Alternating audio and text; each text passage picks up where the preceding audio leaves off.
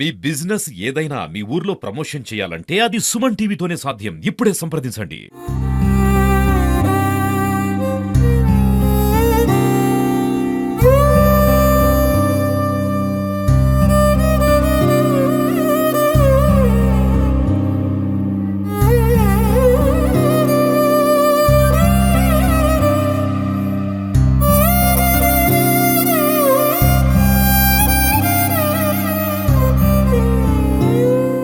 సరిగ్గా 10 రోజుల క్రితం తిరుపతి గరుడ వారధి ఫ్లైఓవర్ వద్ద జరిగినటువంటి రోడ్డు ప్రమాదంలో ఇద్దరు యువకులు చనిపోయినటువంటి ఘటన మనం చూసాం. అయితే అదే స్పాట్ లోనే లక్ష్మీపురం సర్కిల్ వద్ద గరుడ వారధి ఫ్లైఓవర్ పైన మరో రోడ్డు ప్రమాదం జరిగింది.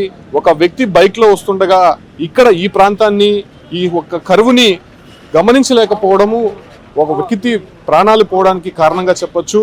సో ప్రస్తుతం బాడీని కూడా రికవరీ చేసే ప్రయత్నం పోలీసులు చేస్తున్నారు. అతి వేగంగా వచ్చినటువంటి ఆ వ్యక్తి ఈ యొక్క సపోర్టింగ్ వాల్ ని మొదట ఢీకొట్టారు. మనం చూడొచ్చు, మొదటగా షైన్ వెహికల్ ఈ యొక్క ప్రాంతాన్ని ఢీకొట్టి ఆ షైన్ వెహికల్ దాదాపు ఇక్కడ నుంచి 50 మీటర్ల దూరంలో పడిపోయింది. సో బాడీని మనం చూపించకూడదు కాబట్టి చూపించట్లేదు. ఇప్పుడే అంబులెన్స్ లో ఎక్కించి తిరుపతి రుయా ఆసుపత్రికి తరలిస్తున్నారు. అతని పేరు రమేష్ గా తెలుస్తుంది. తిరుపతికి ఏదైతే చెందినటువంటి ఈ వ్యక్తి దాదాపు ఒక అరగంట ముందే ఈ ప్రాంతానికి రావడం జరిగింది. అయితే తిరుచానూరు ఫ్లైఓవర్ ఎక్కినటువంటి ఆ వ్యక్తి ఒక్కసారిగా ఈ ప్రాంతానికి రాగానే ఇక్కడ ఈ కరువుని గమనించలేకపోవడము, ఇక్కడ సపోర్టింగ్ వాల్ ని ఢీకొనడంతో ఈ ప్రమాదం జరిగినట్టయితే స్పష్టంగా తెలుస్తుంది. ఏదైతే ఆ వ్యక్తికి సంబంధించినటువంటి డెడ్ బాడీ కూడా ఇప్పటికే అంబులెన్స్ లోకి ఎక్కించి తీసుకువెళ్తున్నటువంటి దృశ్యాలు చూస్తున్నాం. అసలు ప్రమాదం ఎలా జరిగిందో ఆ వాహనానికి సంబంధించి కూడా మీకు క్లియర్ కట్ గా చూపించే ప్రయత్నం చేస్తాను. ఇప్పటికే డెడ్ బాడీ ఆ ఒక్క అంబులెన్స్ లో తీసుకువెళ్తున్నటువంటి దృశ్యాలు అయితే చూస్తూ ఉన్నాము. సో పెద్ద ఎత్తున ఇప్పటికే పోలీసులు అయితే చేరుకున్నారు. ఇది చాలా డేంజరస్ స్పాట్ అని చెప్పొచ్చు, ఎందుకంటే గతంలో అనేక మంది కూడా చనిపోయినటువంటి స్పాట్ ఇది. సో ఇదే స్పాట్ లోనే మళ్ళీ ఈ యొక్క రోడ్డు ప్రమాదం జరగడం నిజంగా ఇక్కడ చూడొచ్చు, ఇదే షైన్ వెహికల్. సో మనం అక్కడ అతను ఢీకొట్టిన తర్వాత దాదాపు 50 మీటర్స్ దూరంలో ఈ షైన్ వెహికల్ అనేది ఇక్కడ పడిపోయినటువంటి పరిస్థితి. అంటే కింద పడిపోయింది కానీ ప్రస్తుతం పోలీసులు అయితే తీసి పక్కకు పెట్టినటువంటి సిచ్యువేషన్. ఇదే వెహికల్ అంటే గతంలో ఒక బుల్లెట్ పైన వచ్చినటువంటి ఇద్దరు వ్యక్తులు ఇక్కడ నుంచి ఈ ఫ్లైఓవర్ నుంచి దిగి అట్లే ఎగిరి కింద పడిపోయినటువంటి పరిస్థితి. ఇద్దరు కూడా స్పాట్ లో చనిపోయారు. అయితే ప్రస్తుతం మరో వ్యక్తి రమేష్ అనేటువంటి వ్యక్తి ఈ యొక్క ప్రాంతంలోనే యాక్సిడెంట్ గురై చనిపోయారు. ప్రస్తుతం అంబులెన్స్ లో అతని బాడీ కూడా తరలిస్తున్నటువంటి దృశ్యాలు అయితే చూస్తూ ఉన్నాము. చాలా హాట్ స్పాట్ గా చెప్పొచ్చు, అనేక రోడ్డు ప్రమాదాలు కూడా జరిగినటువంటి ప్లేస్ ఇది.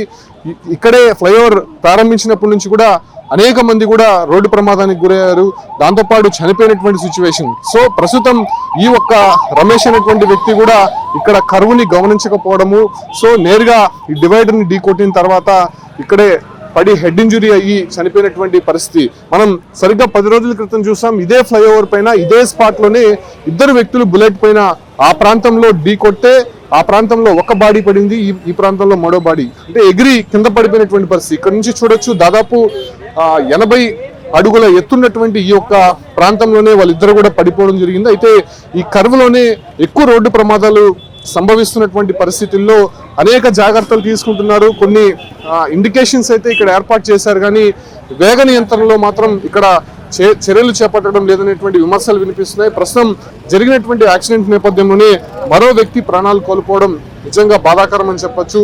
ఇదే స్పాట్ లోనే రాత్రి వేళల్లో అదే రకంగానే పోలీసులు కూడా అనేక సందర్భాలు చెప్తూనే వస్తూ ఉన్నారు, చాలా జాగ్రత్తగా వెళ్ళండి, ఫ్లైఓవర్ పైన అధిక వేగంతో వెళ్ళకండి అని చెప్పి కూడా చెప్తున్నప్పటికీ అంటే ఇక్కడికి వచ్చేసరికి ఈ ఫ్లైఓవర్ కర్వ్ ని గమనించకపోవడం, ఎగ్జాక్ట్ గా స్ట్రైట్ గా ఉన్నట్టే ఉంటుంది కానీ సో ఆ కర్వ్ అనేది గమనించకపోవడం, నేరుగా ఆ స్పీడ్ కంట్రోల్ చేయలేనటువంటి పరిస్థితుల్లో ఈ సపోర్టింగ్ వాల్ ని ఒక్కసారిగా ఢీకొనడము, నేరుగా అక్కడ నుంచి ఈ బైక్ మొదట ఈ సపోర్టింగ్ వాల్ ని ఢీకొనడము, నేరుగా అక్కడ వచ్చి పడిపోవడం, ఇలాంటి రోడ్డు ప్రమాదాలు అనేకంగా జరుగుతూనే ఉన్నాయి. ఇక్కడ సీసీ కెమెరాలు కూడా ఏర్పాటు చేశారు, ఇక్కడ ప్రమాదాలు ఎలా జరుగుతున్నాయని గమనించే ప్రయత్నం చేయడంలో భాగంగానే.